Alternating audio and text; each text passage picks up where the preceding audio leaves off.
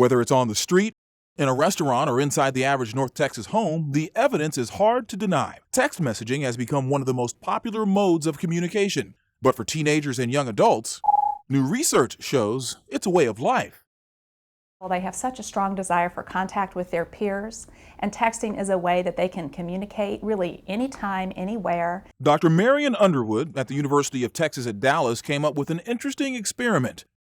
In 2003, her school gave 200 9-year-old students free BlackBerries. The kids in the study remain anonymous, but researchers have access to every message they send. 9 years later, those kids are about to graduate from high school. The results of this ongoing study are very revealing. I'm impressed by the richness of the communication. I thought it would be a lot of silly stuff. I didn't know how much it would be so deep and real and sophisticated.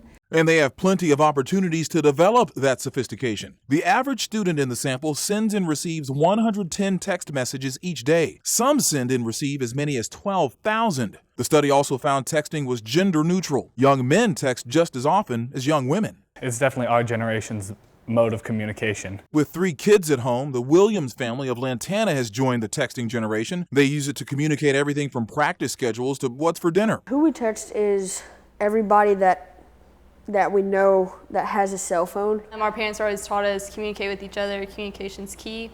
So that's what we like to do that. We like to talk to each other, text each other all the time. But does all that texting take a toll on other forms of communication? Their parents believe it does when it comes to talking face to face. It's difficult to sit down and have long, endearing conversations with the children because they're like, what do you want, Dad?